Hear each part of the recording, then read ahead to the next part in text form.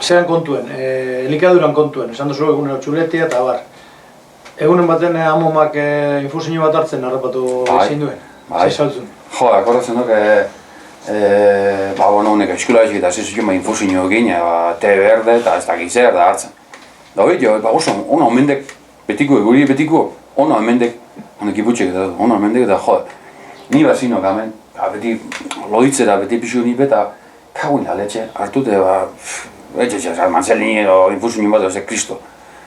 Da ama, zuan nire aman ama, bareinatik itorri zuan ingo batzuk pasatzea tortzen zuan hona, da zuan, ostia, zuan gure ama, nire ama baina sartu dira, baina zuan, laota markileko baserri handara, oko jo, 1,72 alturie, handara fuerti zuan, da nire ama bai. Baskula gote zuen bisek eta 87, 88 horrek bitxe zituan. Ardilan asko baltzak, baserri handara, baki.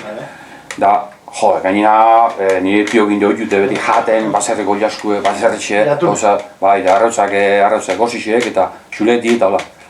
Da nik uste nagoak infusioa egin, eta Jose Antonio. Pentsatuz hori hartute inderrak itzie, eta guztan. Ez nire botetxo arrautzak horrenko, bizatu guztan, da beste, azukreko jarak gabe, pontxita arek emagute. Da, efectivamente, tu, izilik izan, baina, ez que arek infusioa nun osterik arreko guztan, inderrari. Besti ba inderra, geho errem izan, Zei, klar, hartzen moke bi arrautza. Basoka eta joan entzuten maz, arek kalte beste iztu egin.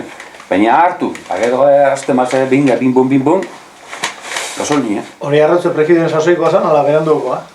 Eta nabat, pregidoik orduan beste, besti bez, pregidoik, Ez, Ez, sinetik eta beste, pregidoite, alda, fuera.